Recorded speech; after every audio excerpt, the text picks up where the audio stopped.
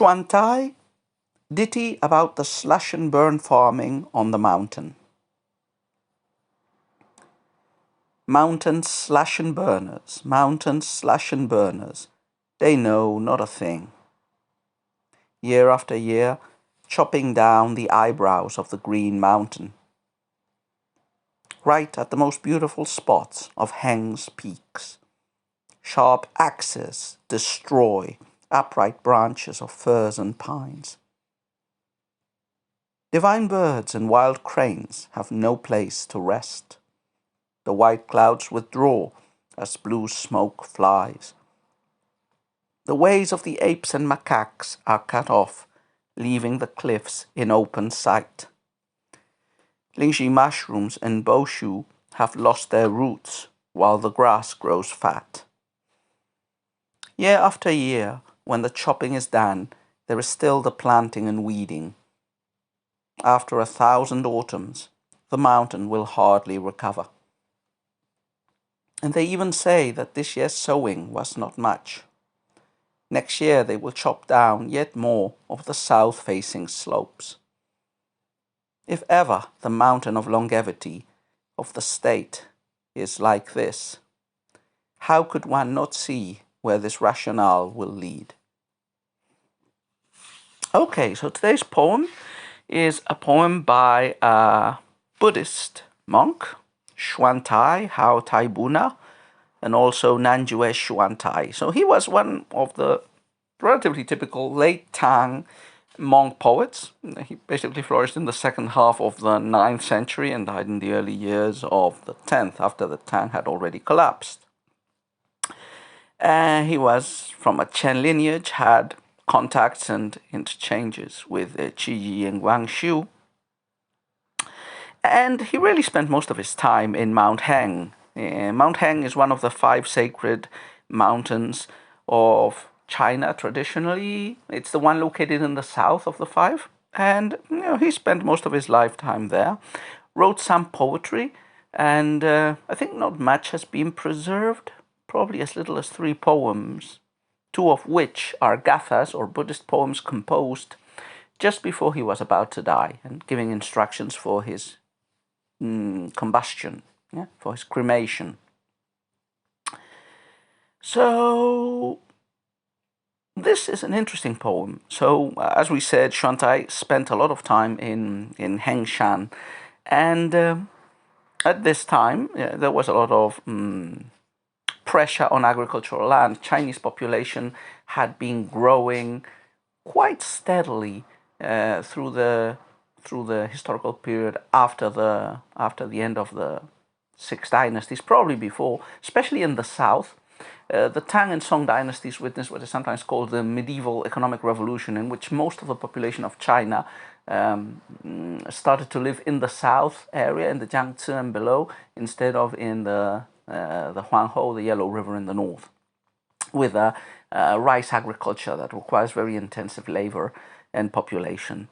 So this poem is reflecting on the destruction of the ecosystem around Mount Heng. So slash and burn agriculture is one of the most rudimentary forms of agriculture, especially applied to wild forest areas or for soils that are not too fertile in tropical areas. It's basically you cut and burn a swathe of the forest. The ashes from the burning act as a fertilizer, and then you can plant crops for maybe 1 year, perhaps 2, before the soil is depleted, and you have to move on with the slash and burning somewhere else. So pretty inefficient system of agriculture that depends on available land, and usually on land that is not rich enough to sustain a more stable and long-term agricultural production.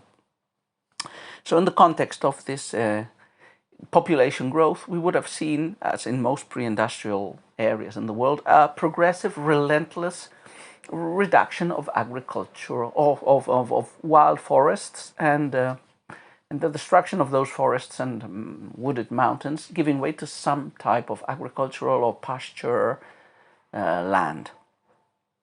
And so this is what we have here. Xuantai is living in the mountain. His protest against the expansion of slash and burn farming into the mountain feels a little bit like proto-ecologistic. He is valuing the natural surrounding of the mountain and is trying to protect it from the encroachment of peasants trying to colonize this area. This song allegedly was later heard at court and prompted the prohibition of this invasive farming method in the mountain. So this outcome would have earned Xuantai more fame than he already had, which was quite a bit, and made him, a welcome reference point for early ecological awareness within the Buddhist clergy, at least in the opinion of Mark Neumberger, who writes his biography in the Biographical Dictionary of Tang Dynasty Literati, and who also includes the translation of the poem that we've read before. So having said that, the topic of the poem is pretty transparent. It's a criticism at the encroachment of agriculture into this mountain. The arguments that are made in the poem feel aesthetic but also religious. This is a numinous, a sacred place, a stand-in for the whole empire. Heng Mountain, the mountain of longevity, is, a treasure of the empire. And it can be used as a gauge also of the health of the empire itself, which means a ruined mountain without trees, without animals, is metaphorical or stand-in for a ruined empire. The poem is in heptasyllabic lines, but I don't think it's a regulated poem, even though it has parallelisms. The number of lines doesn't match, I think. Anyway, let's take a look as usual, couplet by couplet. First couplet. Mountains slash and burners, they know not a thing. Year after year, chopping down the eyebrows of the green mountain. So the poem starts, as usually happens, with a very explicit location in time and space, and a mini summary of the whole action that then the poem will describe. So you have these slash and burners who are foolish, ignorant, at least from the perspective of the Chan monk poet, and they're merciless to the mountain. Year after year, they are chopping down the eyebrows. Well, by the eyebrows, meaning chopping down the trees and the vegetation that grows on the mountain. And the next couplets will go into detail. So, second couplet, right at the most beautiful spots of Heng's peaks, sharp axes destroy upright branches of firs and pines. So we get an instantiation of what this chopping of the eyebrows looks like. So, most beautiful sites, the wood is cut off for different uses. Not only the trees are affected, the third couplet explains also how other elements are affected, animals mostly. Divine birds and wild cranes have no place to rest. The white clouds withdraw as blue smoke flies. So, like the second couplet focused on the trees being destroyed, the third couplet focuses on the trees are connected to the soil, but they're vertical, they grow up. Next, we jump to the sky. So the birds that dwell in the mountain and that find their refuge in the trees can no longer find a refuge there. And the white clouds withdraw, the smoke of burning displaces them. So these aerial celestial images of animals and clouds, which are generally associated with the numinous, magical, supernatural element of mountains as sacred places, are being displaced by these more crematistic and vile replacements of an empty mountain and human-made smoke. Fourth couplet, and we continue. The fourth couplet, very clearly parallelistic. Also, I think the third one. The ways of the apes and macaques are cut off, leaving the cliffs in open sight. Lingxi mushrooms and boshu have lost their roots, while the grass grows fat. So again, now we have the monkeys. Monkeys, macaques, they also, like the birds, they climb on the trees, but their path, their way of living is cut off because the trees have been cut off. And also, just like the apes are cut off, so also magical numinous plants that grow in the mountains, the two mentioned here, Boshu are like thistles, and lingxi mushrooms. Well, mushrooms are generally associated with long life and the preparation of Taoistic concoctions. Just like the monkeys go away, these magical elements are going away. We have, the destruction of the sacred by the secular. So the sacred, the magical, the numinous gets uprooted. What do we have instead? Well, grasses, those small vile plants that are used to feed livestock, or a completely denuded cliff, just a rock, a desolate site. Fifth couplet, I think. Year after year, when the chopping is done, there is still the planting and weeding. After 1,000 autumns, the mountain will hardly recover. So the labor doesn't end. Slash and burn is the initial stage, but the next one is, for planting, the planting and weeding.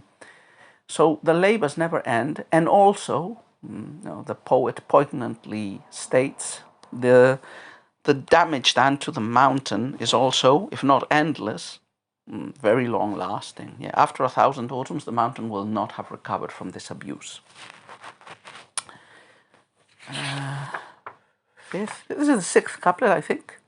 And they even say that this year's sowing was not much. Next year they will chop down yet more on the south-facing slopes. So all this abuse of the mountain, and yet people still want to continue abusing it. And they plan to expand these land reclamation activities to other parts of the mountain in the future. Finally, the eighth couplet, with the conclusion. If ever the mountain of longevity of the state is like this, how could one not see where this rationale will lead? Like the rationale is the destruction of the numinous, of the sacred, by the secular, of pure egoistic, materialistic values, triumphing over the spiritual ones. And also, like the ship of state metaphor, this is a state mountain, a mountain of the state, the mountain of longevity of the state. So its tragic destruction or mutilation would be, a not very auspicious omen for the continuation of the state and for its own longevity. So that's it. Overall, interesting poem. And as I said, it has this proto-ecologistic tone. And yeah, I don't think we need to say much more about it. I would say, while I appreciate its spirit and its form, one should also try to see the things from the farmer's point of view. I mean, farmers lived in a very tough life with subsistence agriculture.